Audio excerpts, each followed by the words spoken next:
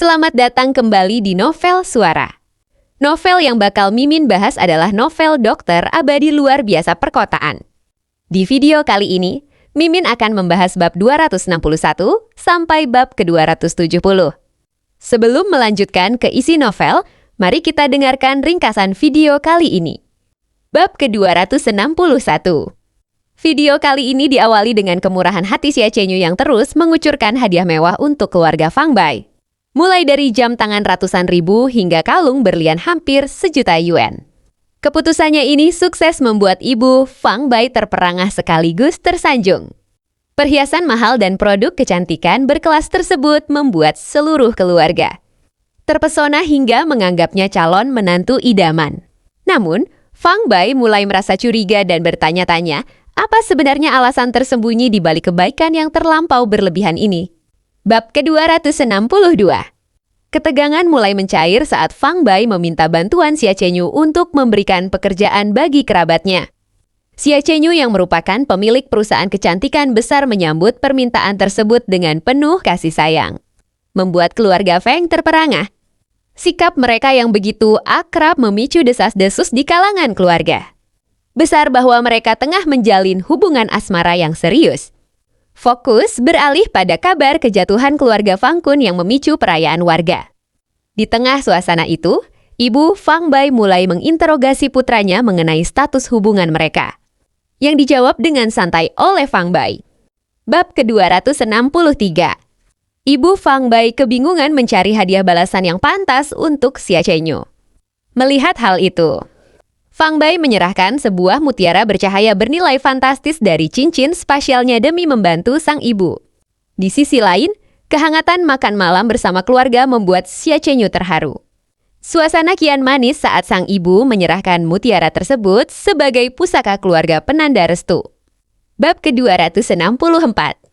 Pada bab ini, pesta pernikahan Fang Wu berlangsung sangat meriah dengan kedatangan para pejabat penting yang ingin mendekati Fang Bai. Pengaruh besar Fang Bai membuat status keluarganya kian dihormati oleh seluruh klan. Sekembalinya ke kota Zhongzhou, Fang Bai disambut hangat oleh Xia Qianyu dan Su Yifei di kantor baru. Su Yifei bahkan menuntut diajarkan seni bela diri setelah kalah telak dari adiknya sendiri. Bab ke-265.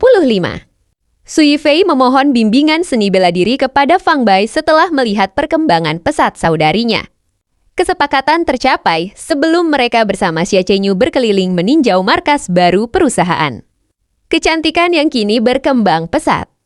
Rasa terima kasih mendalam terucap dari kedua mitra atas formula ajaib yang diberikan. Diskusi berlanjut pada strategi promosi merek melalui duta selebriti. Memicu ingatan Fang Bai tentang sosok aktris ternama yang siap membawa kejutan baru. Bab ke-266. Su Yifei dan Xia Qianyu merasa ragu bisa menggaet superstar Yue Mei sebagai duta produk. Tanpa ragu, Fang Bai langsung menghubungi sang penyanyi papan atas itu secara pribadi. Panggilan tersebut langsung disambut hangat dan penuh kegembiraan oleh sang bintang yang ternyata menyimpan perasaan khusus padanya. Tanpa diduga, Yue Mei menyetujui tawaran kerja sama itu tanpa memedulikan besarnya imbalan. Kehadiran mendadaknya di kota yang sama mempercepat pertemuan mereka untuk mendiskusikan kesepakatan secara langsung. Namun, niat tersembunyi di balik persetujuan singkat tersebut mulai mengundang tanda tanya besar. Bab ke-267. Keputusan mengejutkan tercipta saat panggilan singkat Fang Bai berhasil mendatangkan Yue Mei. Hal tersebut membuat Xia Qianyu dan Su Yifei terperanjat hingga mereka mulai menggodanya tentang rahasia tersembunyi di antara mereka. Suasana berubah hangat penuh canda saat perbincangan beralih pada isu asmara. Su Yifei mulai mengkhawatirkan nasib adiknya yang mungkin akan tersingkir. Namun, fokus mereka kembali pada rencana besar kerja sama bisnis perusahaan. Mereka pun segera melangkah turun ke lobi, menanti kedatangan sang putri bangsawan yang membawa teka-teki baru. Bab ke-268. Cerita selanjutnya membawa kita pada kedatangan bintang besar Yue Mei yang dikawal ketat oleh pengawal tangguh. Fang Bai bersama Xia Qianyu dan Su Yifei menyambut sang diva dengan hangat. Kerinduan Yue Mei pada Fang Bai terpancar jelas lewat tatapan manis dan godaan kecil saat mereka berjabat tangan. Di sisi lain, Xia Qianyu yang menyadari gelagat aneh itu justru menyambut Yue Mei dengan keramahan luar biasa.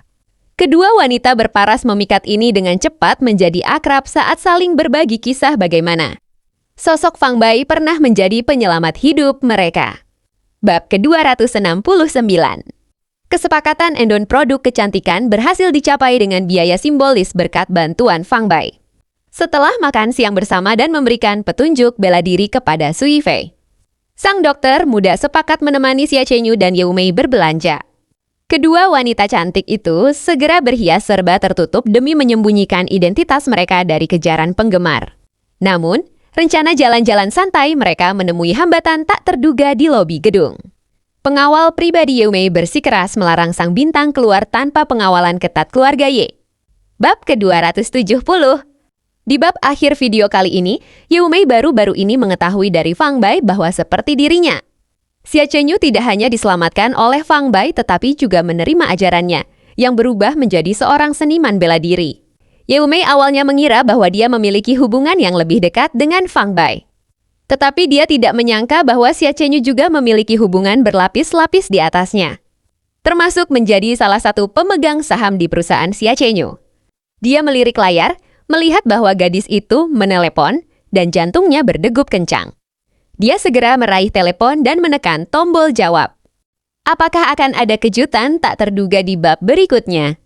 Bagaimanakah kelanjutan cerita ini nantinya? Terus ikuti kelanjutan cerita ini di video yang akan datang. Sekarang, mari kita dengarkan cerita penuh dari bab 261 sampai bab ke-270. Selamat mendengarkan. Bab 261, Presiden Xia memberi hadiah, bagian 2. Fang Xiaojuan melirik Fang Bai, mengakui dalam hati bahwa persahabatan ketiganya itu cukup tampan dan ceria, tipe yang cenderung menyukai perempuan, tetapi dia tidak sepenuhnya percaya bahwa Xia Chenyu menyukai Fang Bai hanya karena itu. 4 atau 500 ribu. Semahal itu, Fang Gang terkejut, tangannya yang memegang jam tangan gemetar hebat. Meskipun keluarga itu sekarang tidak kekurangan uang, sebuah jam tangan seharga beberapa ratus ribu tetap menimbulkan dampak psikologis dan kejutan yang signifikan bagi Fang Gang. Xia Chenyu, jam tangan ini terlalu berharga, aku tidak bisa. Paman, tidak ada alasan untuk mengambil kembali hadiah setelah diberikan. Jika Anda menyukainya, silakan terima. Jika tidak, Chenyu akan pergi dan membeli yang lebih baik untuk diberikan kepadamu. Xia Chenyu tidak menunggu Fang Gang selesai berbicara dan langsung menyelas sambil tersenyum, melirik Fang Bai, jelas ingin dia berbicara mewakili dirinya. Dengan pasrah, Fang Bai berkata, ayah tidak perlu mengucapkan sopan kepada kakak Xia. Meskipun jam tangan itu mahal, itu hanyalah sebagian kecil dari segalanya. 4 atau 500 ribu hanyalah setetes air di lautan. Ya ampun, betapa kayanya wanita cantik ini. Selain Fang Bai, semua orang memandang Xia Chenyu dengan takjub dan takjub. Keluarga Fang Xiong memandang Xia Chenyu, lalu ke keluarga Fang Gang, mata mereka memerah karena iri. Begitu Fang Gang mendengar Fang Bai berkata seperti itu, dia berhenti menolak dan menyimpan selai di tangannya. Tante, menurutku kalung ini cocok untukmu. Anda pasti akan terlihat lebih elegan dan cantik dengan mengenakannya.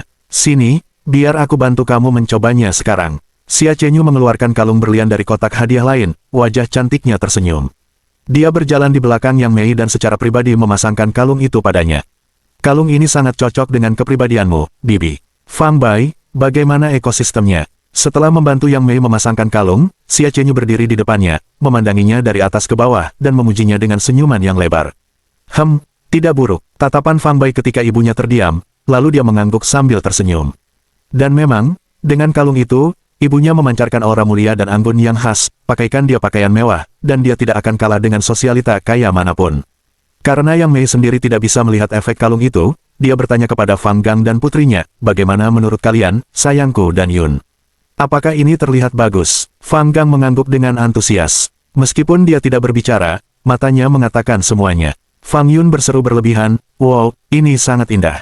Ibu terlihat sangat anggun dengan kalung ini. Kamu jauh lebih menawan dari semua wanita cantik dan istri-istri kaya di kota ini. Nona Xia benar-benar memiliki mata yang jeli. Benar-benar, Yang Mei sangat gembira dengan pujian-pujian itu, tangannya dengan lembut menyentuh kalung di saat wajahnya berseri-seri membentuk senyum. Chenyu, kamu sudah menghabiskan terlalu banyak uang. Kalung ini pasti cukup mahal kan? Yang Mei dengan penuh kasih sayang menggenggam tangan Xia Chenyu dan bertanya dengan santai. Tante, ini tidak mahal, harganya kurang dari 1 juta. Apa? Pada saat itu, bukan hanya Yang Mei yang terkejut, tetapi yang lain juga terbelalak tak percaya. Bahkan Fang Bai agak terkejut, dia tahu bahwa, kurang dari 1 juta, yang disebutkan Xia Chenyu pasti tidak jauh dari 1 juta, dan dia berpikir dalam hati bahwa wanita ini benar-benar berusaha keras untuk menyenangkan keluarganya.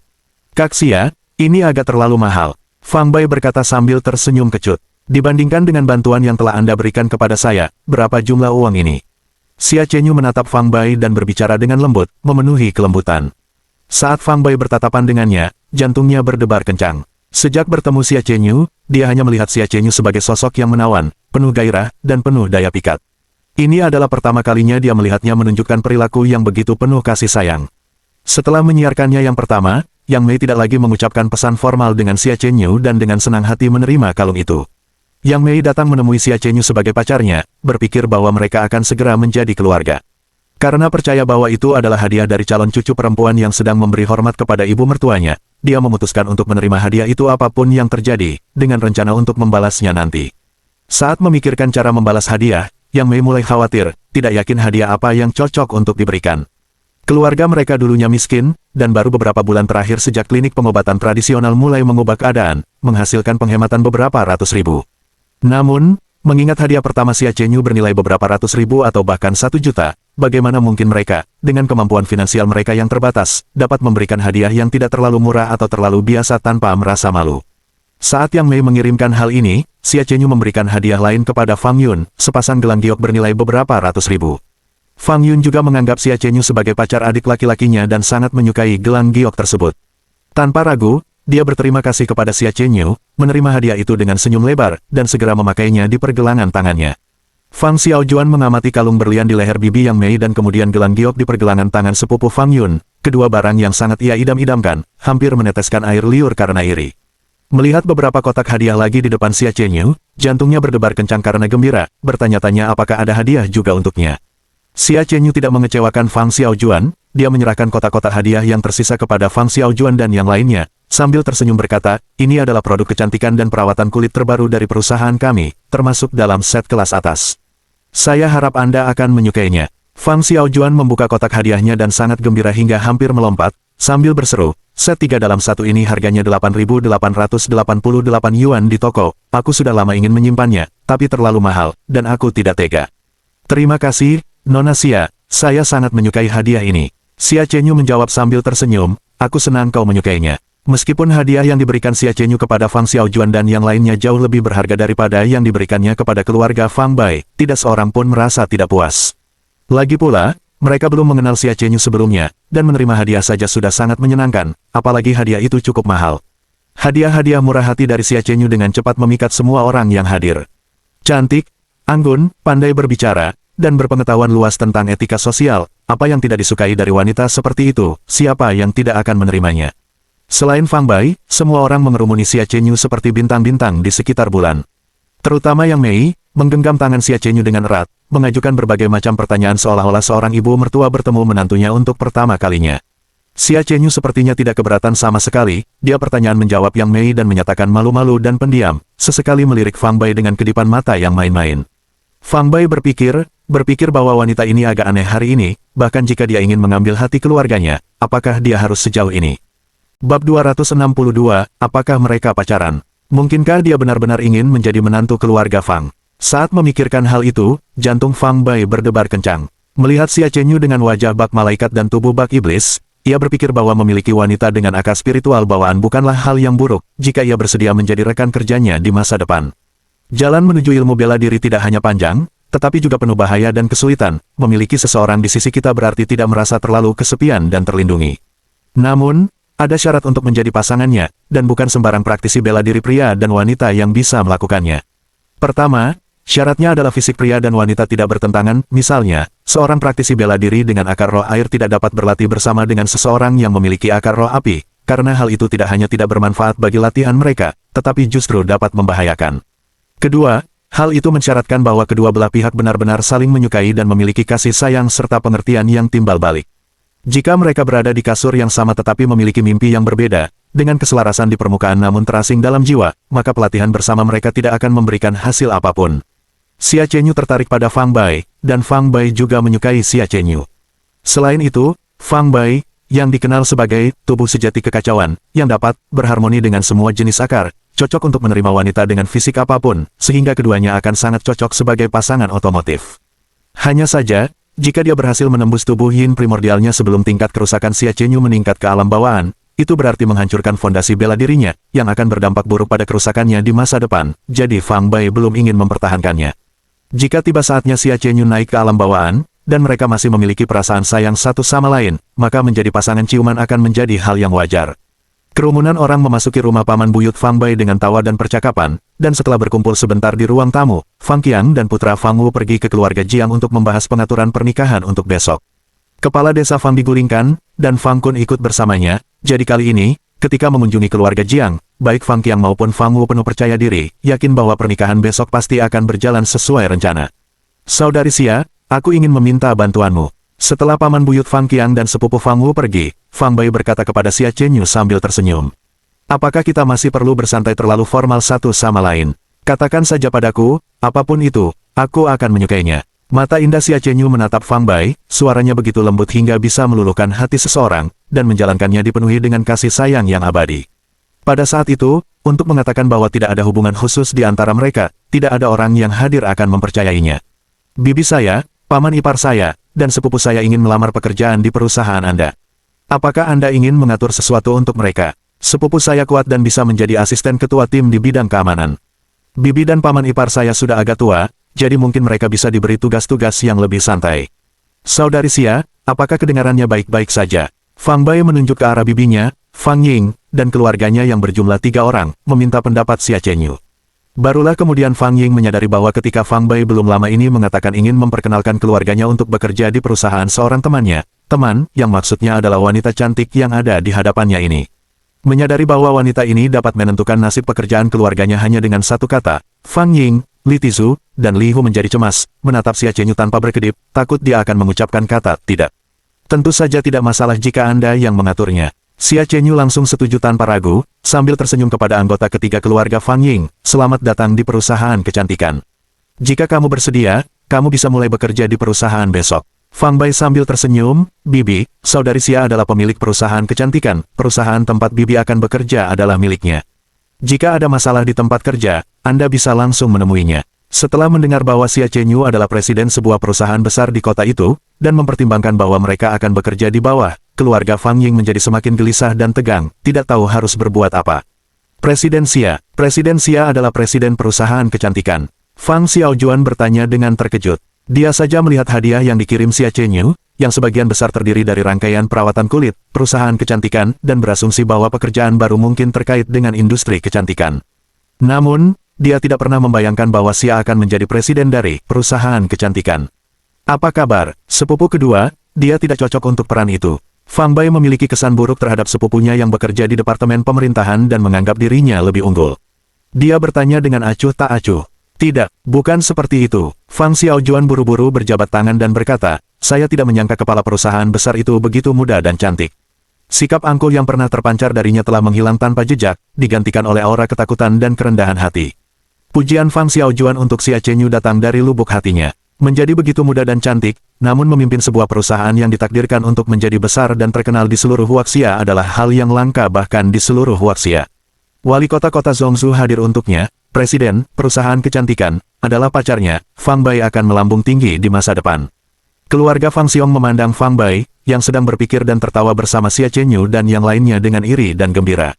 Mereka iri dengan koneksi Fang Bai di bidang resmi maupun bisnis, dan mereka sangat gembira dengan prospek memiliki kerabat yang berpengaruh yang mungkin akan membawa keuntungan bagi mereka di masa depan.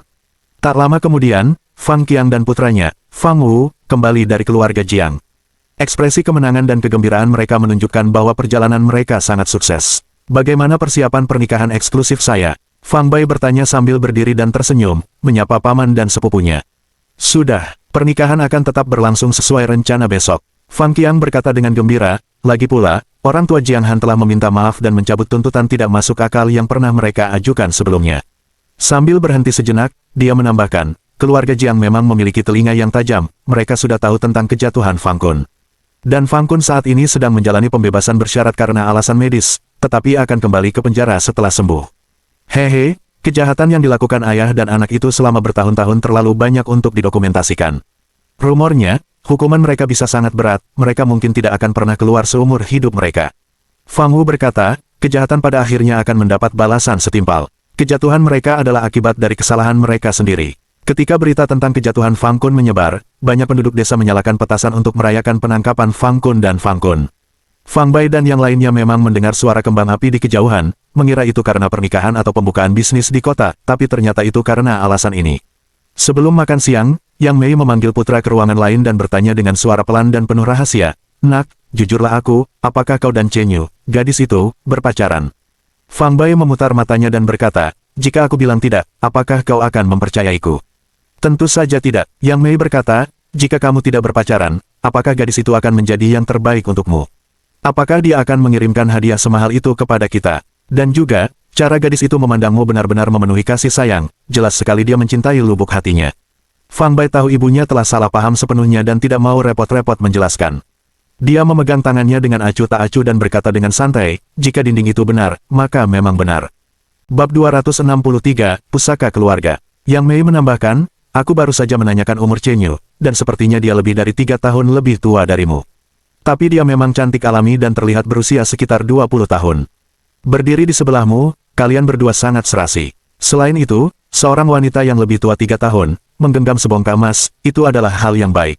"Berhenti, berhenti, berhenti." Fang Bai mengucapkan ucapan ibunya yang terus bertele-tele, sambil tersenyum kecut, berkata, "Bu, sebenarnya apa yang ingin ibu sampaikan dengan membawaku ke sini?"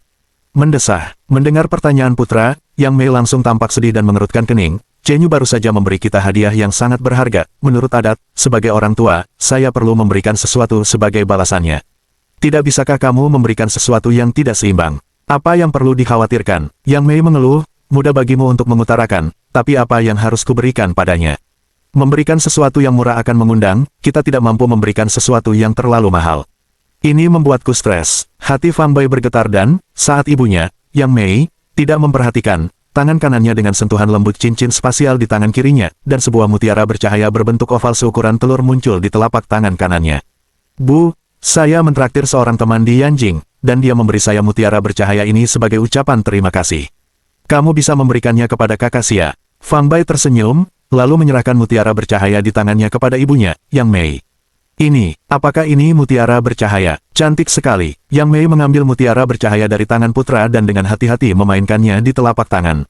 Mutiara bercahaya itu sebening kristal, seperti sepotong kristal putih, memancarkan kilau samar dan serupa, seolah-olah terbungkus dalam untaian ki abadi. Hal yang paling disukai Yang Mei adalah perasaan nyaman yang tak dapat dijelaskan yang menjalar ke seluruh tubuhnya hanya dengan memegang mutiara itu di tangannya. "Nak, mutiara bercahaya ini berharga, bukan?" Setelah beberapa saat, berkumpul Yang Mei dengan enggan beralih dari mutiara bercahaya kembali ke pengirim dengan pertanyaan tersebut. "Jumlahnya sekitar 1 juta, Fang Bai berkata dengan acuh tak acuh. "Apa, 1 juta? Kau tidak bisa menipuku, kan?" Yang Mei pernah mendengar tentang harta karun berupa mutiara bercahaya sebelumnya dan tahu bahwa nilainya sangat tinggi, tetapi dia tidak pernah membayangkan nilainya akan mencapai setinggi ini. Mendengar Fang Bai menyebutkan 1 juta, dia merasa terkejut sekaligus agak tidak percaya. Melihat ekspresi terkejut di wajah ibunya, Fang Bai tak kuasa menahan tawa di dalam hati, berpikir bahwa kegembiraan ia tidak memberitahu ibunya bahwa mutiara bercahaya seperti itu bisa laku puluhan juta jika dilelang, jika tidak, dia tidak tahu betapa terkejutnya ibunya. "Jika kamu tidak percaya, kamu bisa menelepon dan bertanya pada teman yang memberiku mutiara bercahaya itu." Fang Bai berkata sambil terkekeh. Jika ibunya benar-benar memutuskan untuk menelepon untuk memastikan, Fang Bai akan menghubungi Ghost Hen, orang pintar yang tahu bahwa dia memiliki mutiara bercahaya. Hanya dengan sedikit petunjuk darinya, Ghost Hen akan tahu bagaimana harus merespons. "Tidak apa-apa, aku tidak akan menelepon. Kau anakku, bagaimana mungkin aku tidak mempercayaimu?" Yang Mei tahu bahwa kemampuan penayangan telah berkembang pesat, dan orang-orang yang berkumpul di dekatnya adalah orang kaya atau bangsawan. Dia hampir tidak bisa menerima jika seseorang menghadiahkan putranya sebuah mutiara bercahaya senilai 1 juta. "Chen Yu telah memberi kita beberapa hadiah berharga, jadi sudah sepatutnya kita memberikan mutiara bercahaya dengan nilai yang sama sebagai balasannya. Selain itu, anak perempuan menyukai perhiasan dan batu permata, dan dia pasti akan menyukai mutiara ini." Yang Mei berkata sambil berseri-seri gembira. Ketika ibu dan anak kembali ke ruang tamu, meja sudah dipenuhi dengan berbagai macam makanan, ayam, ikan, daging, telur, hidangan sayuran, dan bubur. Itu adalah sajian yang mewah. Dengan kehadiran Xia Chen Yu, seorang tamu terhormat, orang tua Fang Bai, Fang Qiang, Liu Chaifeng, dan Fang Wu merasa agak khawatir dan gelisah, takut pengkhianatan mereka mungkin tidak sesuai harapan. Xia Chenyu, tempat kami sederhana dan tidak bisa dibandingkan dengan kota-kota besar. Makanan sederhana kami mungkin tidak sesuai dengan selera Anda, jadi mohon jangan menyimpang. Fang Qiang berkata dengan malu-malu. Baginya, hidangan dengan ayam, ikan, daging, dan telur sudah cukup mewah, tetapi ia khawatir Xia Chenyu, yang tumbuh dalam kemewahan dan kekayaan, tidak akan terbiasa dengan makanan seperti itu. Paman, kau terlalu rendah hati. Saya sangat menyukai hidangan-hidangan ini. Aku sungguh-sungguh, Xia Chenyu berkata sambil tersenyum. Xia Chenyu mengatakan yang sebenarnya. Ketika masih sangat muda, karena ibunya tidak memiliki status resmi, ia menjadi korban dalam kedekatan internal keluarga An Sen dan diusir. Itulah masa tergelap dalam kehidupan Xia Chenyu. Kemudian, ketika Shen Dongyang mengambil alih sebagai kepala keluarga, dia diam-diam memberi gadis itu dan ibunya sejumlah uang, dan dengan cara itulah mereka mengatasi kesulitan mereka. Tumbuh dewasa bersama ibunya, Xia Chenyu membenci ayah yang berhati dingin yang telah meninggalkan mereka, serta keluarga Shen. Yang paling ia dambakan bukanlah kekayaan yang tak terbatas, melainkan sebuah keluarga seperti keluarga Fang Bai, di mana semua orang berkumpul bersama, membayangkan dan tertawa dengan hangat. Pada saat itu, duduk bersama Fang Bai, dimanjakan oleh orang tua dan kerabatnya, dia merasa sangat bahagia dan puas, seolah-olah semua yang dia makan adalah makanan lezat yang langka. Xia Chenyu bahkan berpikir bahwa jika dia benar-benar bisa menjadi bagian dari keluarga besar yang bahagia ini, itu akan sangat luar biasa. Chenyu, kau memberikan barang-barang mahal kepada paman dan bibiku, dan kami tidak punya banyak yang bisa kami berikan sebagai balasannya.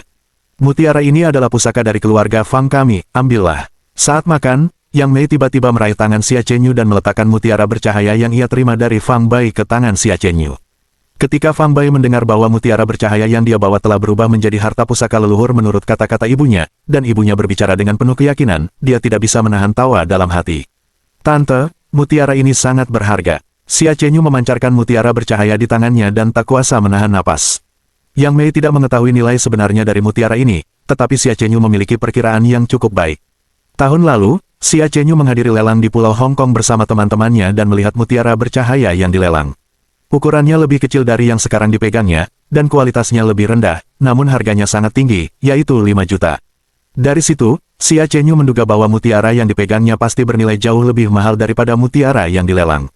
Meskipun Xia Chenyu sekarang memiliki aset senilai lebih dari 100 juta, dia masih terkejut dengan kemurahan hati Yang Mei, dan sebuah perasaan gembira yang tersembunyi menjalari tubuhnya. Yang Mei memberikan pusaka keluarga, kepadanya menunjukkan sikap tertentu, menandakan bahwa dia telah menerima sebagai bagian dari keluarga. Melihat ekspresi Xia Chenyu yang terkejut sekaligus gembira, Yang Mei berbohong sambil tersenyum, mutiara bercahaya ini diberikan oleh nenek Fang Bai. Sekarang saya meneruskannya kepada Anda. Kamu harus merawatnya dengan baik dan suatu hari nanti mewariskannya kepada menantu perempuanmu. Meskipun Xia Chenyu berani dan ramah, mendengar kata-kata Yang Mei tetap membuat pipinya memerah karena malu, dan dia menggenggam mutiara bercahaya itu erat-erat di tangannya, seolah-olah dia takut mutiara itu akan terbang jika dia melepaskan genggamannya. Bab 264, Bos Fang. Fang Bai melihat klaim ibunya semakin tidak masuk akal, memperlakukan Xia Yu seolah-olah dia sudah menjadi menantu perempuan, dan tidak bisa menahan senyum dan paksaan kepalanya karena tidak percaya. Namun, karena Xia Chenyu tidak membantah dan tampak cukup senang dengan hal itu, dia memilih untuk tidak menjelaskan.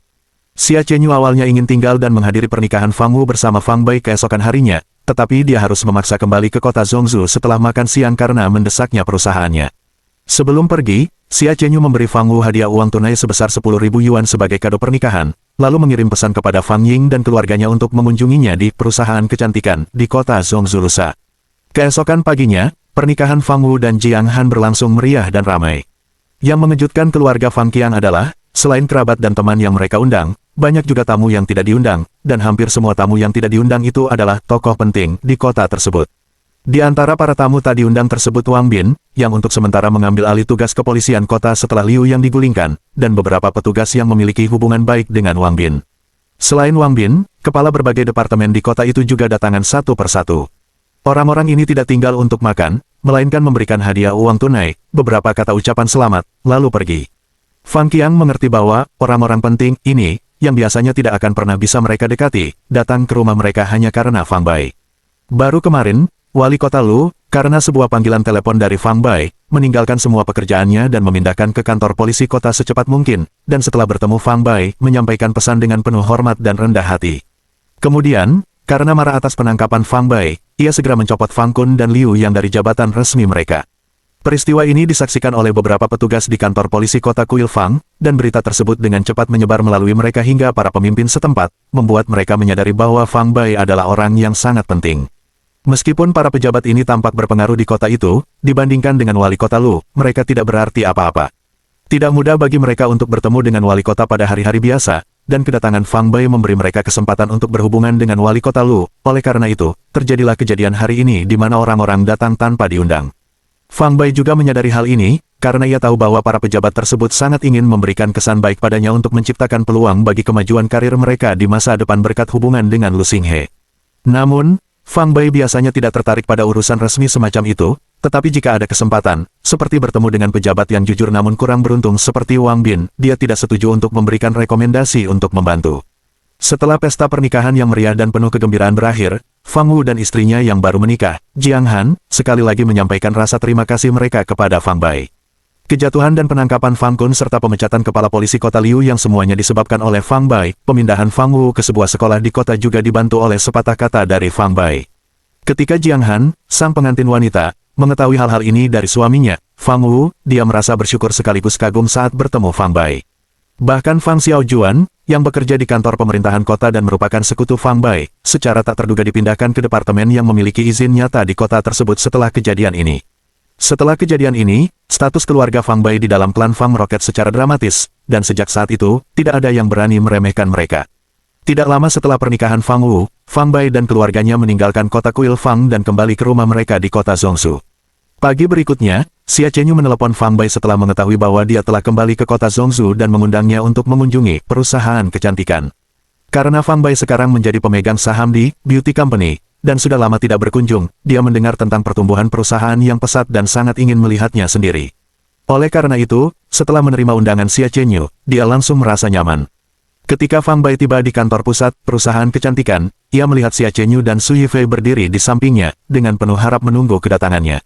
Selamat datang, Bos Fang, di perusahaan ini untuk memberikan bimbingan Anda. Saat Fang Bai memarkir mobil dan berjalan mendekat, Xia Chenyu melangkah maju untuk menyambutnya dan sedikit membungkuk seperti seorang resepsionis, senyum menghiasi wajahnya saat dia berbicara. Suaranya yang manis dan sensual, cukup membuat seseorang merasa lemas, saat matanya yang besar dan berair menatap langsung ke mata Fang Bai, memancarkan pesona yang menggoda. Kak Xia, sandiwara apa yang sedang kau mainkan sekarang? Fang Bai bertanya, dengan perasaan jengkel sekaligus geli. Xia Chenyu berbaring-berbaring, terkekeh sambil berkata, sebagai bos di balik layar yang sulit ditemui, sudah sepatutnya aku menyambutmu dengan hangat pada kunjunganmu yang langka ini. Jika Anda tidak puas dengan ini, saya dapat mengumpulkan semua karyawan di gedung ini untuk memperingati dan menyambut Anda. Dan perlu saya katakan, sebagian besar staf kami cantik-cantik. Tidak, aku tidak mampu. Fang Bai tahu Xia Chenyu bisa mewujudkannya dan dengan cepat resolusi kepalanya serta penggantian tangannya, sambil berkata, aku bukan bos besar, paling-paling hanya seorang mitra. Fang Bai, Su Yifei melangkah maju dan memeluk Fang Bai erat-erat, lalu meninju dadanya dan mengeluh, itu tidak keren. Ada acara pernikahan di rumah, tapi kamu tidak meneleponku. Aku senang bersenang-senang ikut senang. Seandainya Presiden Xia tidak memberitahu saya tidak akan tahu sama sekali. Kaulah yang lebih menghargai cinta daripada persahabatan. Fang Bai tertawa, lain kali jika hal seperti itu terjadi, aku pasti akan mengundang Kakak Fei. Su Yifei berkata, sebagai kompensasi, kali ini kau harus mengajariku beberapa gerakan, apapun caranya. Beberapa hari yang lalu, gadis bernama Linglong itu kembali dari Yanjing dan menerima tantanganku dalam seni bela diri. Aku akhirnya babak belur. Sebagai saudara laki-lakinya, sungguh bermimpi. Mendengar itu, Fang Bai tertawa bahak. Dia tahu bahwa tingkat terobosan Su Linglong telah mencapai tahap menengah dari seniman bela diri tingkat kuning, sementara Su Yifei bahkan belum mendekati level tersebut, dia bahkan tidak bisa dianggap sebagai seniman bela diri jika dibandingkan dengan Su Linglong. Ayo, jangan hanya tertawa, apakah kamu akan mengajariku seni bela diri atau tidak? Katakanlah terus terang. Wajah Su Yifei memerah karena tertawa mendengar tawa Fang Bai, berpura-pura malu dan marah. Apakah kamu tidak punya majikan? Mengapa tidak bertanya untuk mengajarmu? Maksudmu kepala pelayan tua itu, Su Fu. Jangan diutak-atik, bahkan dia pun tidak sanggup melawan Linglong sekarang. Belajar darinya akan membuang-buang waktu. Tidak mungkin, aku bertekad kamu yang mengajariku. Jika tidak, aku akan memastikan Linglong mengabaikanmu. Su Yifei mengancam Fang Bai dengan ganas. Fang Bai memutar matanya, apakah benar-benar berpikir Linglong akan mendengarkanmu? Bab 265, Juru Bicara Produk. Sesaat kemudian, Su Yifei menghela napas dan menatap Fang Bai dengan ekspresi menyedihkan. Seorang wanita tidak akan bertahan lama setelah ia dewasa. Sejak Linglong mulai berlatih bela diri kuno bersamamu, dia selalu memujimu setiap hari seolah-olah kau adalah kakak laki-lakinya. Fang Bai, jika aku juga memanggilmu kakak, maukah kau mengajariku seni bela diri? Fang Bai berkata, mengajarimu seni bela diri bukanlah masalah, tetapi prestasimu di masa depan sebagian besar akan bergantung pada dirimu sendiri. Mendengar persetujuan Fang Bai, Su Yifei langsung bersemangat dan buru-buru berkata, aku tahu, seorang guru membimbingmu sampai ke pintu, tetapi kemajuan bergantung pada individu. Jika aku tidak belajar dengan baik, aku tidak akan menyalahkanmu. Orang lain mungkin tidak mengetahui kemampuan Fang Bai, tetapi Su Yifei mengetahuinya. Saudari perempuannya, Su Linglong, baru beberapa bulan mempelajari seni bela diri kuno di bawah bimbingan Fang Bai dan telah berubah dari seorang gadis rapuh yang bahkan tidak bisa mengikat ayam menjadi seorang ahli seni bela diri kuno yang bisa mengalahkannya hingga babak belur. Dia sangat iri. Su Yifei sudah terobsesi dengan seni bela diri sejak kecil. Seandainya bukan karena tanggung jawab berat untuk menghidupkan kembali keluarganya, dia pasti sudah berkeliling dunia, mencari guru-guru terkenal, dan mendedikasikan dirinya untuk mempelajari seni bela diri. Setelah akhirnya bertemu dengan Fang Bai, seorang ahli bela diri kuno, ia tentu ingin memanfaatkan kesempatan ini dan meminta bimbingannya. Di bawah arahan Xia Chenyu, mereka bertiga memasuki gedung kantor pusat perusahaan kecantikan untuk melakukan tur. Fang Bai pernah mengunjungi perusahaan kecantikan itu beberapa bulan yang lalu. Saat itu, perusahaan kecantikan hanya menyewa satu lantai, dan hanya ada sekitar selusin karyawan, semuanya lesu dan putus asa karena perusahaan akan segera tutup, suasananya sangat suram dan penuh keputusasaan. Namun kini, setelah beberapa bulan perkembangan pesat, perusahaan kecantikan telah tumbuh menjadi perusahaan yang kuat dan kaya, menyewa seluruh gedung untuk dijadikan kantor pusatnya. Jumlah staf telah bertambah beberapa kali lipat, semuanya penuh energi dan sibuk bekerja, memberikan kesan sebuah perusahaan besar. Saudari Xia, Yifei, kalian berdua telah melakukan pekerjaan yang cukup baik selama beberapa bulan terakhir ini. Dengan laju seperti ini, tidak akan lama lagi sebelum perusahaan kecantikan menjadi kekuatan utama di industri kecantikan Huaxia. Dan kalian berdua akan menghasilkan banyak uang. Setelah berkeliling sebentar di gedung kantor pusat perusahaan kecantikan, ketiganya tiba di kantor mewah Xia Chenyu di lantai atas. Fang Bai, sambil menyeruput secangkir teh yang diseduh sendiri oleh Xia Chenyu, berbicara sambil tersenyum. Anda, sang tuan tanah yang tidak tinggal di sini, juga telah menghasilkan banyak uang. Su Yifei tertawa terbahak-bahak, setiap hari, melihat angka di rekening bankmu meroket, bukankah itu mengasyikkan? Sejujurnya, aku bahkan belum melihat berapa banyak uang yang ada di rekeningku. Aku harus memeriksanya dengan teliti nanti dan melihat apakah kalian berdua telah menggelapkan uangku. Kata-kata Fang Bai tentu saja hanya lelucon. Dia mempercayai integritas Xia Chenyu dan Su Yifei, mereka tidak akan menipu dirinya sepeser pun. Lagi pula, Fang Bai saat ini tidak membutuhkan uang. Sekalipun Xia Chenyu dan Yifei memang benar-benar menggelapkan bagiannya, dia tidak akan keberatan. Mengenai pembagian keuntungan dari 3 produk baru perusahaan kecantikan, Fang Bai memiliki rekening terpisah yang secara rutin menerima transfer dana dari perusahaan. Setelah membuka rekening itu, Fang Bai menyisihkannya dan tidak pernah memeriksanya. Dia benar-benar tidak tahu berapa banyak uang yang ada di sana. Bos Fang, Anda sekarang adalah dewa kekayaan kami. Kita bahkan belum cukup beribadah, apalagi sampai menggelapkan uangmu. Itu sama saja dengan bunuh diri. Su Yifei tertawa dan melanjutkan, lalu dia menepuk bahu Fang Bai dengan sungguh-sungguh dan berkata, Fang Bai, kau adalah dermawan saya. Suatu kehormatan bagi saya untuk mengenal Anda. Kata-kata Su Yifei juga tulus. Sebelum bertemu Fang Bai, Su Yifei telah ditunjuk oleh Su Hongyuan sebagai pewaris keluarga berikutnya. Namun, di dalam keluarga, banyak orang merasa tidak puas, percaya bahwa Su Yifei terlalu muda dan kurang berpengalaman untuk memikul tanggung jawab yang begitu berat. Terutama beberapa bulan yang lalu, ketika Su Yifei memutuskan untuk berkolaborasi dengan perusahaan kecantikan, banyak anggota keluarga yang menentang keras langkah tersebut. Mereka berpikir bahwa berinvestasi di perusahaan kecil yang hampir punah seperti perusahaan kecantikan, adalah pemborosan sumber daya keluarga semata, dengan segala kerugian dan tanpa satu pun keuntungan, bahkan membuat Su Hongyuan ragu-ragu dan bimbang. Didorong oleh kemarahannya, Su Yifei kemudian mengeluarkan perintah militer, berjanji bahwa jika investasi di perusahaan kecantikan gagal, dia akan secara otomatis kehilangan posisinya sebagai pewaris keluarga berikutnya. Barulah kemudian investasi ini diteruskan dalam keluarga. Setelah mendanai perusahaan kecantikan, banyak anggota keluarga Su menyaksikan dengan perasaan senang melihat kegagalan Su Yifei. Namun, di luar dugaan mereka, ketiga produk baru dari perusahaan kecantikan tersebut dengan cepat menjadi terkenal di kota Zhongzhou dan bahkan di seluruh provinsi, dengan momentum yang meluas hingga ke seluruh negeri. Hanya dalam beberapa bulan, investasi keluarga Su tidak hanya sepenuhnya pulih, tetapi mereka juga memperoleh keuntungan senilai miliaran. Dengan demikian, para anggota keluarga Su yang mendoakan kemalangan bagi Su Yifei menjadi tercengang, dan status Su Yifei dalam keluarga semakin kokoh setelah pertempuran ini. Adapun perusahaan kecantikan milik Xia Chenyu perusahaan ini juga mengalami perubahan haluan yang luar biasa hanya dalam beberapa bulan. Dari sebuah perusahaan kecil yang hampir bangkrut, perusahaan ini melesat menjadi salah satu dari 10 perusahaan teratas dalam hal pendapatan penjualan di industri kecantikan Huaxia, menciptakan keajaiban dan mitos di dunia kecantikan Huaxia dan bahkan secara global. Xia Chenyu dan Su Yifei sama-sama memahami bahwa tanpa 3 resep kecantikan yang diberikan oleh Fang Bai, kesuksesan mereka tidak mungkin tercapai. Oleh karena itu, Fang Bai bukan hanya dermawan mulia bagi Su Yifei, tetapi juga bintang keberuntungan bagi Xia Chenyu. Seharusnya akulah yang paling berterima kasih kepada Fang Bai. Tanpa bantuannya, perusahaan saya mungkin sudah bangkrut sekarang, dan saya, Xia Chenyu, mungkin akan berakhir mengemis di jalanan. Xia Chenyu merenungkan suka duka hidupnya selama bertahun-tahun, merasa seolah-olah semuanya hanyalah mimpi. Melihat wajah Fang Bai, dengan senyum hangatnya yang seperti matahari, dia tak kuasa menahan emosi. Baiklah, cukup sudah dengan sikap sentimental kalian berdua. Mari kita bahas rencana pengembangan perusahaan di masa depan. Jika ada sesuatu yang kamu butuhkan dariku, katakan saja. Sebagai salah satu pemangku kepentingan utama perusahaan, Fang Bai telah menjadi bos yang tidak terlalu ikut campur, menyerahkan pengembangan perusahaan kepada orang lain dan merasa sedikit malu karenanya. Xia Chenyu berkata, mengenai rencana pengembangan perusahaan selanjutnya, Tuan Muda Su tertua dan saya telah membahasnya.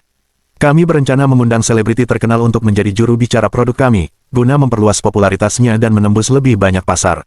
Selebriti mana yang Anda undang? Begitu Xia Chenyu menyebutkan dukungan selebriti, pikiran Fang Bai langsung tergerak, teringat pada Ye Wumei, bintang besar yang telah melewati suka dan duka bersamanya.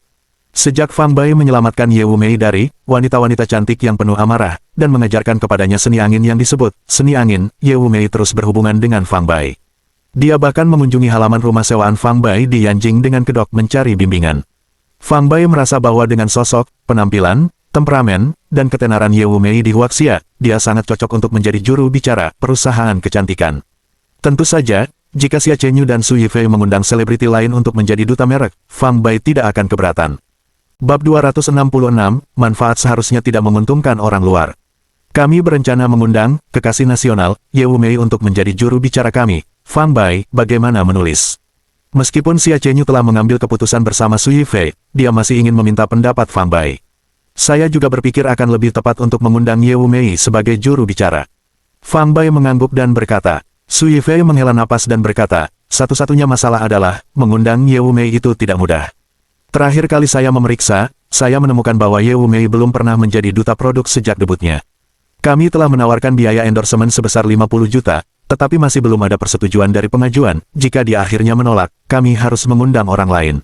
Fang Bai tidak menyangka bahwa Ye Wumei belum pernah mengiklankan produk apapun, tetapi memikirkan kekuatan finansial keluarga Ye, dia tidak perlu mengiklankan produk untuk mendapatkan uang, dan jika bukan karena kecintaannya pada menyanyi, mungkin dia bahkan tidak akan menghadiri pertunjukan. Bagaimana kalau begini, aku akan memanggil Ye Wumei dan berbicara dengannya. Sambil berbicara, Fang Bai mengeluarkan ponselnya, menemukan nomor Ye Wumei, dan langsung menghubunginya. Tidak mungkin, Fang Bai, apakah kamu mengenal Ye Wumei? Xia Chenyu menatap Fang Bai dengan mata besarnya yang indah, bertanya dengan tak percaya. Kurasa dia temanku. Fang Bai menempelkan telepon ke pendengaran dan berkata sambil tersenyum. Su Yifei tampak skeptis dan bertanya, benarkah? Sejauh yang saya tahu, Ye Wumei selalu sangat diam dan jarang berteman dengan lawan jenis, bagaimana Anda mengenalnya? Lingkaran cahaya, apakah ini Fang Bai? Sebelum Fang Bai sempat menjawab, telepon sudah terhubung, dan suara merdu dan indah terdengar dari gagang telepon, penuh dengan kegembiraan dan antusiasme. Suara surgawi ini milik kekasih nasional, Ye Wumei. Saat Ye Wumei menerima telepon dari Fang Bai, dia sedang berada di ruang tamu sebuah villa di kota Zhongzhou, dikelilingi oleh seorang teman dekat dan bersiap untuk berangkat ke Yanjing untuk lelang amal filantropi besar. Wumei, siapa yang menelepon? Melihat ekspresi Ye Wumei yang gembira dan antusias saat melihat nomor yang tertera di ponsel, pacarnya tak kuasa menahan diri untuk bertanya. Seorang teman, Ye Wumei menjawab dengan acuh tak acuh, lalu sambil memegang telepon, dia berlari ke halaman hijau di luar villa untuk menerima panggilan tersebut. Ini aku, sudah cukup lama Fang Bai tidak bertemu dengan Ye Wumei, dan mendengarnya sedikit menghangatkan hati. Dia bertanya dengan lembut, Wumei, apakah kamu sibuk akhir-akhir ini? Tidak terlalu sibuk, tapi saya juga tidak berdiam diri. Fang Bai, apakah kamu menelepon ponselku untuk urusan penting? Ye Wumei tahu Fang Bai sibuk dan jarang menghubunginya kecuali ada hal penting. Saat memikirkan hal itu, Ye Wumei merasakan sedikit rasa melankolis dan sedikit kesedihan. Lagi pula, bagaimana mungkin tidak, mengingat dia adalah seorang mega bintang dan wanita cantik yang dipuja banyak orang. Hanya dengan lambaian tangan saja, tak terhitung banyaknya pria yang rela melewati api dan udara demi dirinya, jadi mengapa dia tidak bisa menarik perhatian Fang Bai? Hal ini membuat Ye Wumei merasa depresi dan bahkan tidak percaya diri dengan penampilan dan bentuk tubuhnya. Namun, ketika mereka bersama, Ye Wumei masih bisa merasakan bahwa Fang Bai sebenarnya sedikit menyukainya, hanya kepribadiannya kalem dan pendiam, tidak berekspresi seperti pria lain. Yang paling diinginkan Ye Wumei adalah menerima telepon dari Fang Bai setiap hari, lalu berkumpul santai tentang kehidupan dan pekerjaan, berbagi cerita-cerita yang bahagia dan menarik, alih-alih hanya berbicara tentang pemikiran. Jika Fang Bai bisa mendengarkan beberapa kata manis untuk membuat gadis itu bahagia setelah mereka selesai menelepon, itu akan jauh lebih baik. Tentu saja, Ye Wumei tahu ini hanyalah angan-angan, dan dia sangat berharap keinginan ini bisa menjadi kenyataan. Baiklah, ada sesuatu yang saya perlukan bantuan Anda. Seolah terhubung melalui telepati, merasakan kesedihan dan kemurungan di pihak Ye Wumei, suara Fang Bai menjadi lebih lembut dan dia berkata, "Wumei, sudah lama kita tidak bertemu, kan? Jika Anda punya waktu, saya ingin mentraktir Anda makan." "Baiklah, kita bersatu." Saat mendengar Fang Bai ingin mentraktirnya makan, mata Ye Wumei berbinar gembira, dan sedikit rasa kesal serta melankolis yang dirasakannya langsung sirna. Lalu ia dengan manis bertanya, "Katakan padaku, apa yang ingin kau minta bantuanku?" "Begini masalah." Hanya dengan beberapa kata, Fang Bai menjelaskan bagaimana perusahaan kecantikan ingin mengundangnya untuk menjadi duta produk mereka dan menyimpulkan dengan, "Alasan saya ingin Anda menjadi duta produk kami adalah pertama, karena Anda memiliki citra yang hebat, temperamen yang luar biasa, dan popularitas yang besar. Kedua, lebih baik keuntungan tetap berada di lingkaran kita sendiri. Saya lebih suka Anda yang mendapatkan uang ini daripada orang lain." Dia berhenti sejenak, lalu berkata, "Tentu saja, apakah Anda menerima dukungan ini atau tidak, itu terserah Anda tidak harus setuju karena mempertimbangkan saya." Pujian karena, cantik, dan memiliki, temperamen yang luar biasa, adalah sesuatu yang telah Ye Wumei dengar berkali-kali sejak debut, hampir sampai membuat pendengaran kapalan, tetapi sekarang, mendengarkan dari Fang Bai, dia sangat gembira dan senang. Terutama ungkapan, "lebih baik menjaga keuntungan tetap berada di lingkaran kita sendiri," yang membuat Ye Wumei sangat senang, itu menunjukkan bahwa Fang Bai sudah mengira sebagai seseorang yang sangat dekat dengannya. "Saya tahu tentang beauty company, itu adalah perusahaan kecantikan yang sedang berkembang dan memiliki kehadiran yang kuat akhir-akhir ini. Saya tidak pernah membayangkan Anda akan menjadi salah satu pemegang saham. Karena Anda sudah mengatakan, lebih baik menjaga keuntungan tetap berada di lingkaran kita sendiri, bagaimana mungkin saya menolak?" "Jadi maksudmu kamu setuju?" "Tentu saja, tapi tidak perlu uang sponsor sebanyak itu, cukup berikan jumlah nominal saja, itu sudah cukup." Meskipun Ye Wumei adalah superstar papan atas di industri hiburan huaxia dengan pengaruh yang tak terbantahkan, biaya endorsement sebesar 50 juta masih agak berlebihan untuknya. Fang Bai tertawa dan berkata, "Saya mendengar Anda belum pernah menjadi duta produk sebelumnya, jadi merupakan suatu kehormatan bagi kami untuk menjadikan Anda sebagai perwakilan kami. Lupakan soal 50 juta, 100 juta pun tidak akan terlalu banyak." Ye Wumei berkata dengan malu-malu, "Anda adalah penyelamat hidup saya dan mengajari saya seni bela diri kuno, bahkan tanpa sepeser pun, saya tetap bersedia mempromosikan produk Anda." Fang Bai berkata, "Mari kita bicarakan masalah biaya dukungan saat kamu datang ke kota Zhongzhou nanti. Diskusikan hal itu dengan Presiden Xia dan Tuan Muda Su yang tertua." Ye Wumei berkata, "Saya sudah berada di kota Zhongzhou. Aku tidak ada kegiatan lain, jadi kenapa aku tidak pergi berbicara dengan mereka sekarang?" Fang Bai terkejut dan kemudian berkata, "Sungguh kebetulan, saya juga berada di Zhongzhou, sedang berbicara dengan Presiden Xia dan Tuan Muda Su yang tertua saat ini. Datanglah ke sini, dan kita akan makan siang bersama." "Ah, Anda berada di kota Zhongzhou." Ye Wumei sangat gembira, hampir melompat kegirangan, "Kapan kau kembali? Kamu tidak tertarik padaku, kan? Mengapa aku harus berbohong padamu? Kamu tahu kan di mana kantor pusat beauty company berada? Kami menunggumu di sini." "Bagus, aku akan sampai di sana dalam setengah jam." Setelah mengakhiri panggilan, Ye Wumei kembali ke ruang tamu villa, menyapa sahabatnya, dan menaiki mobil bisnis anti peluru berwarna hitam bersama 4 pengawal keluarga, 2 pria dan 2 wanita, langsung menuju markas besar perusahaan kecantikan.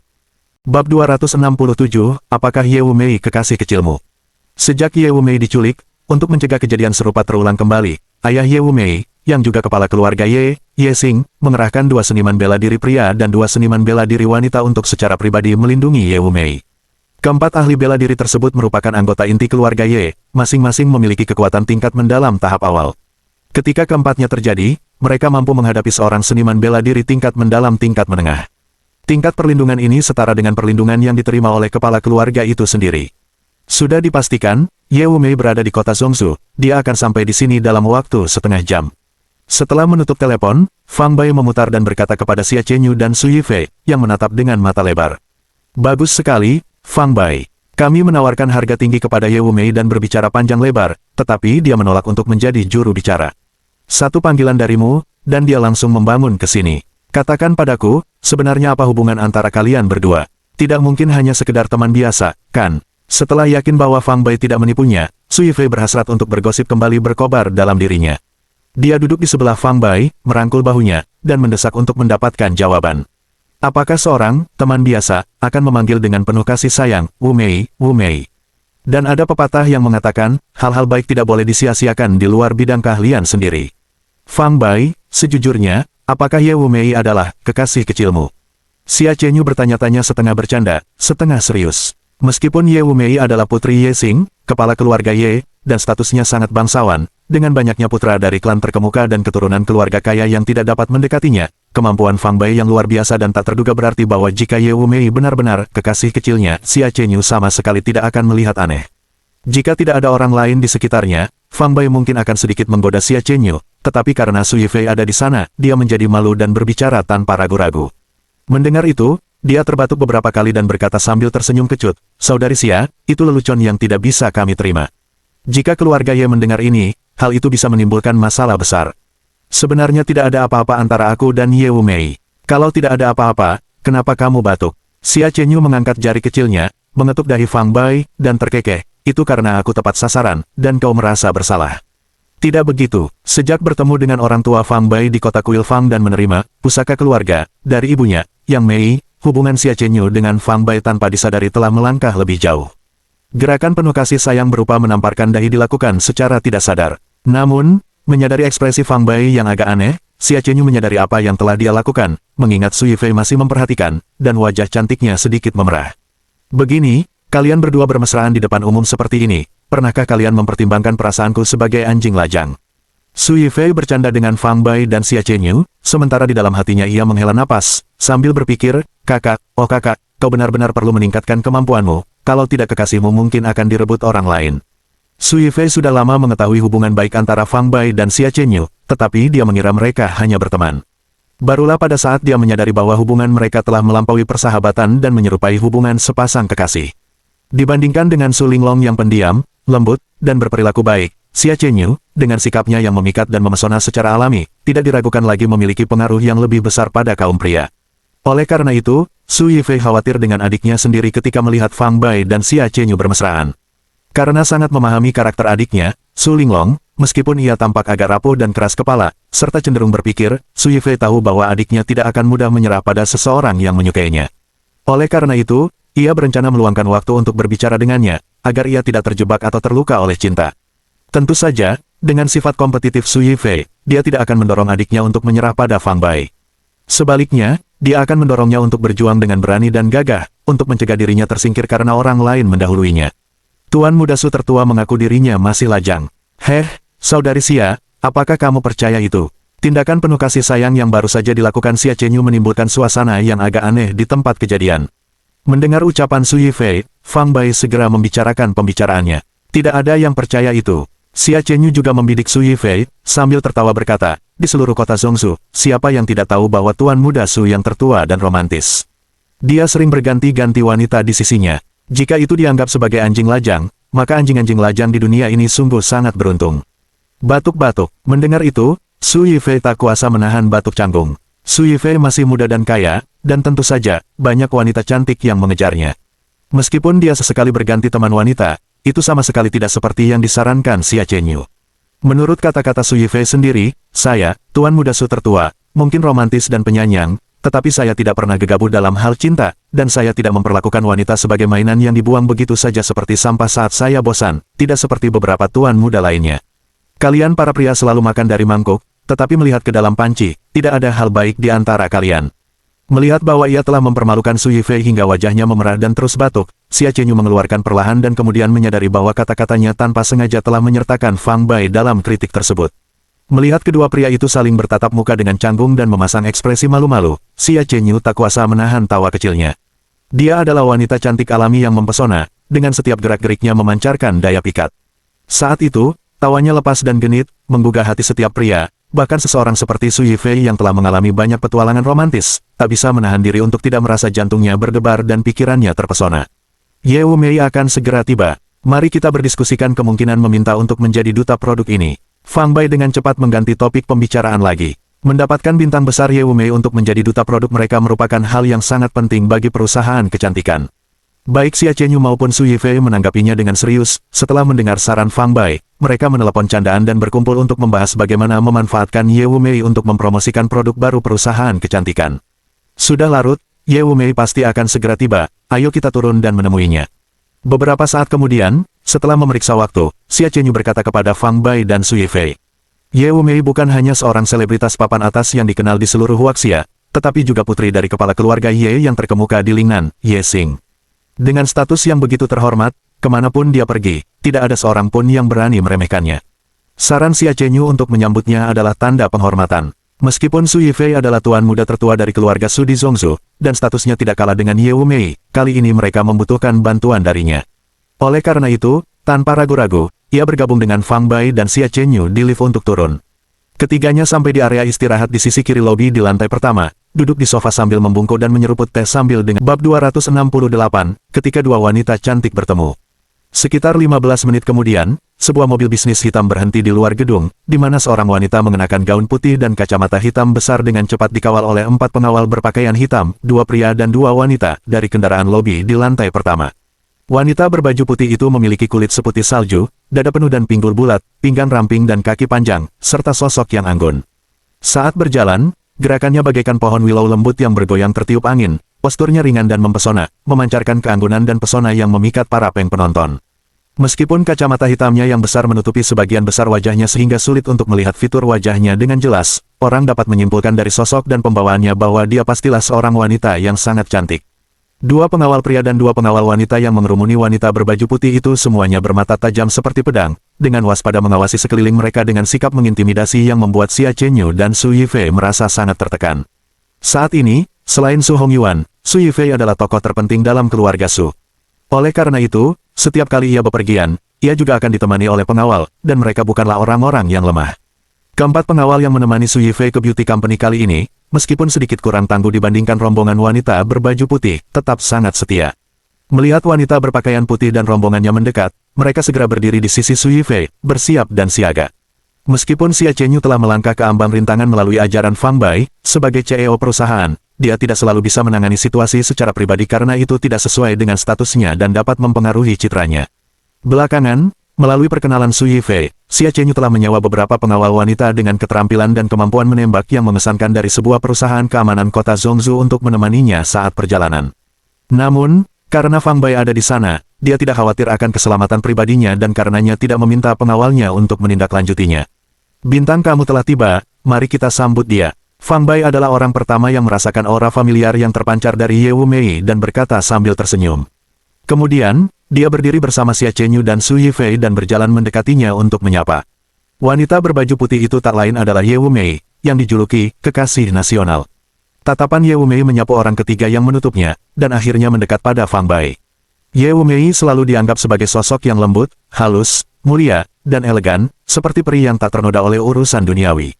Namun, pada saat itu, dia muncul sebagai malaikat menakjubkan yang turun ke alam fana, mengabaikan citranya sama sekali saat dia hampir berlari ke arah Fang Bai.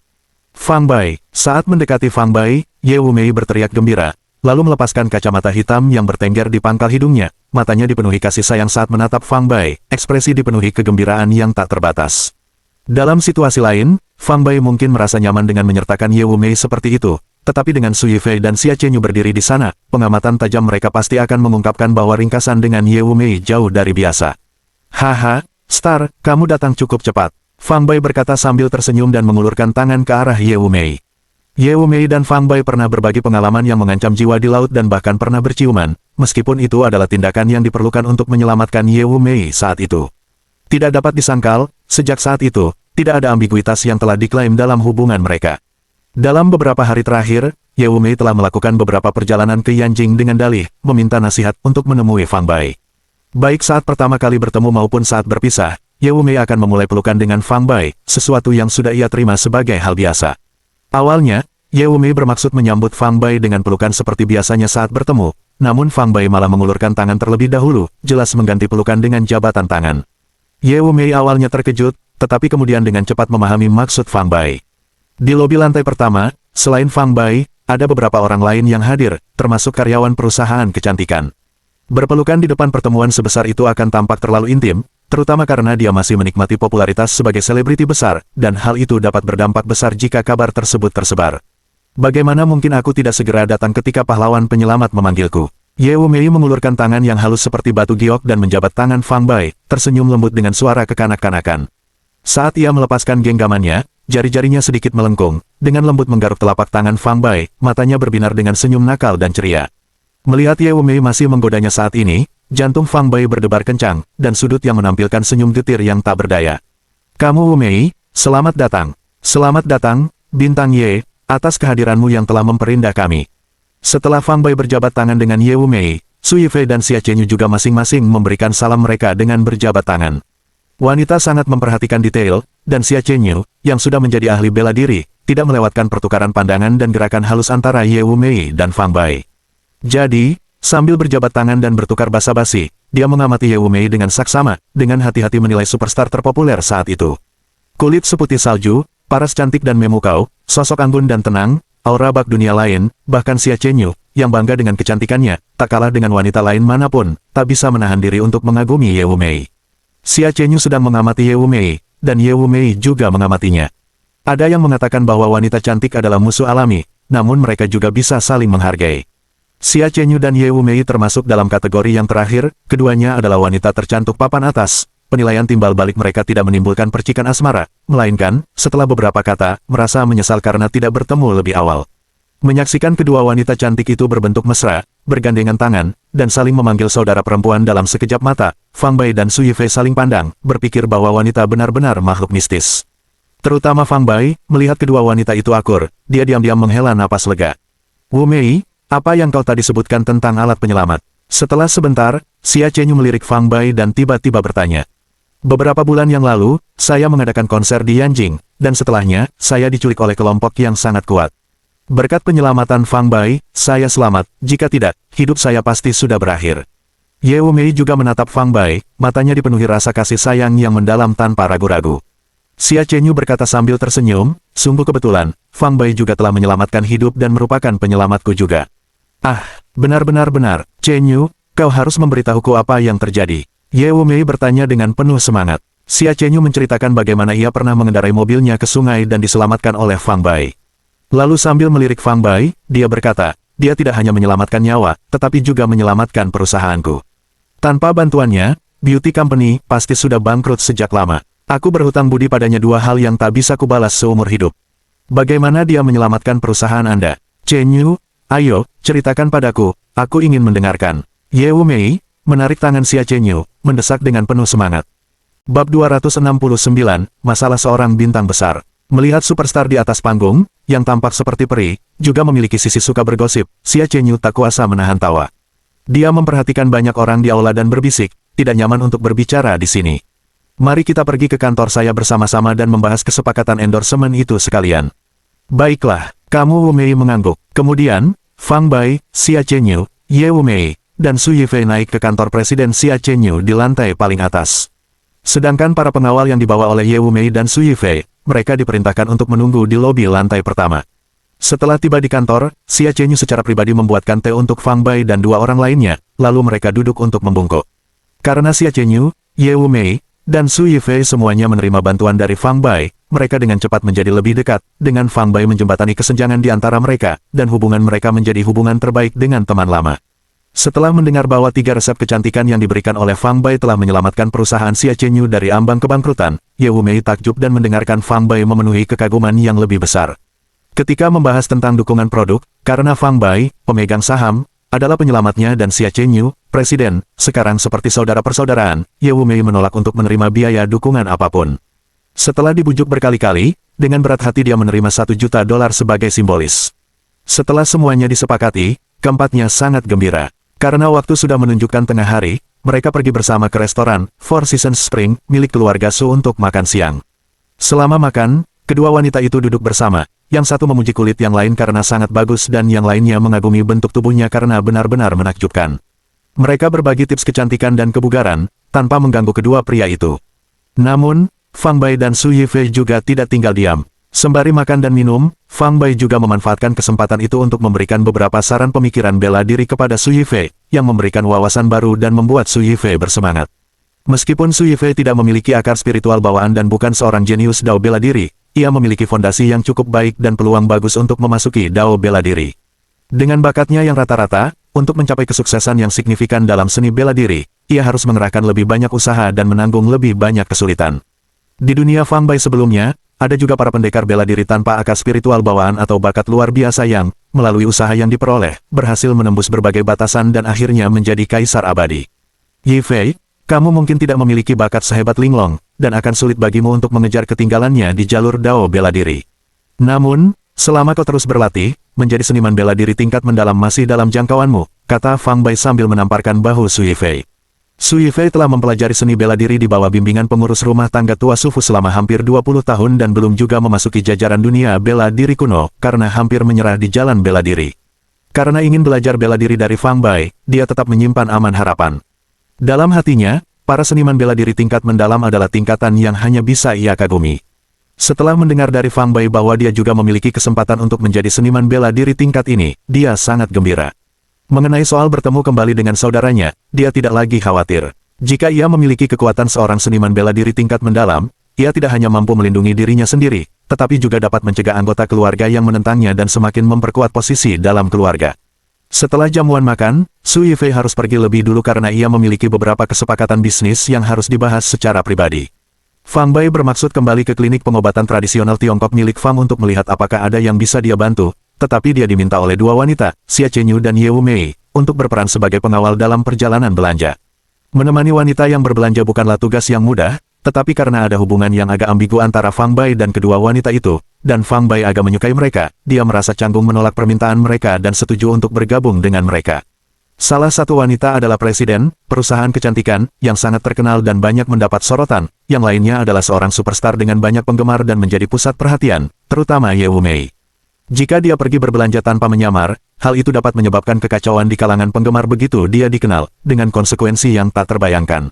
Oleh karena itu, sebelum keluar rumah, kedua wanita itu mempersiapkan diri dengan matang di kantor Xia Chenyu, mengenakan topi matahari, masker, dan kacamata hitam besar untuk menutupi seluruh wajah mereka kecuali mata, sehingga sulit bagi kenalan untuk mengenali mereka.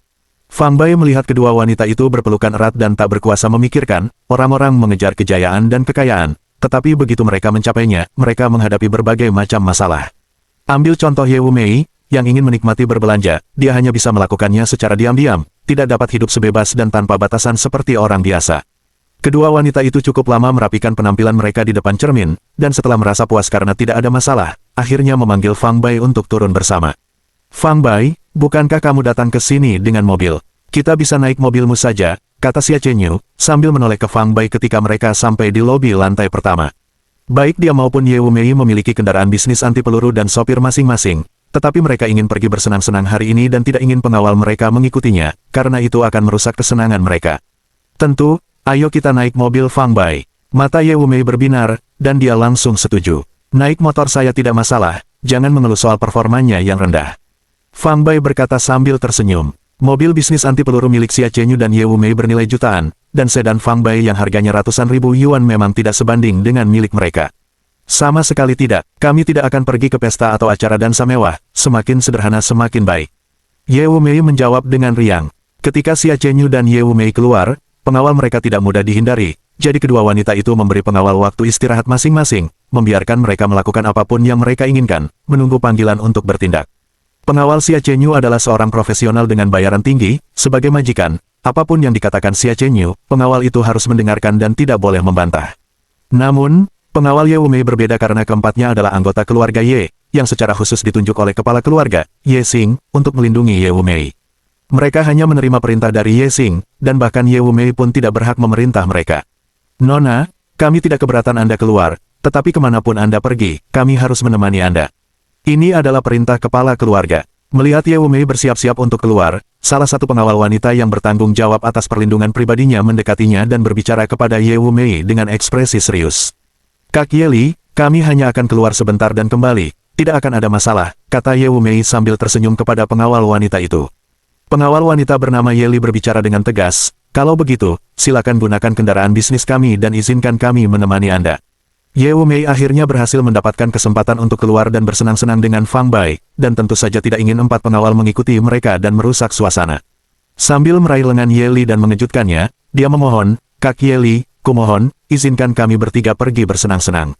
"Mustahil," Ye Li menggelengkan kepalanya dengan tegas. "Aku sekarang adalah seorang seniman bela diri tingkat kuning tingkat menengah, dan Chen Yu memiliki tingkat terobosan yang sama denganku. Fang Bai bahkan lebih tangguh daripada kita berpasangan jika digabungkan. Dengan kami bertiga pergi bersama, meskipun kami bertemu orang jahat, tidak akan ada masalah."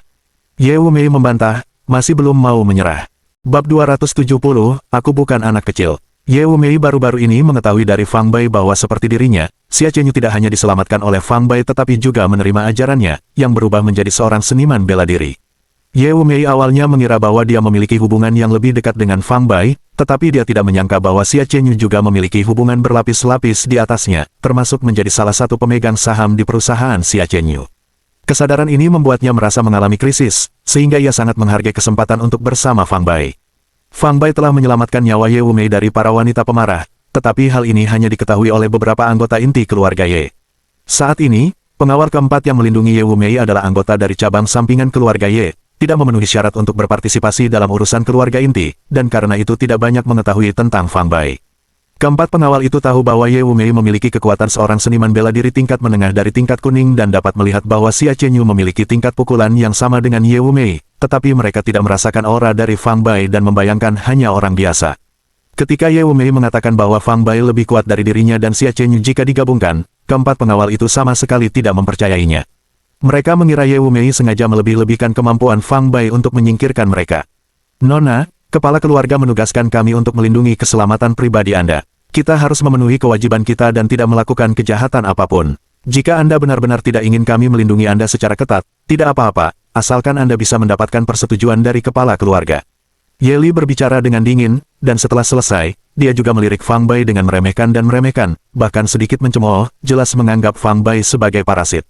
Fang Bai adalah pria yang disukai Ye Wumei dan salah satu pria yang paling dihormatinya. Melihat sikap meremehkan Ye Li terhadap Fang Bai, Ye Wumei yang biasanya ramah pun ikut marah dan marah, "Ayo berkelahi." Ye Wumei segera mengeluarkan ponselnya dan menghubungi ayahnya, Ye Xing, yang berada jauh di Lingnan.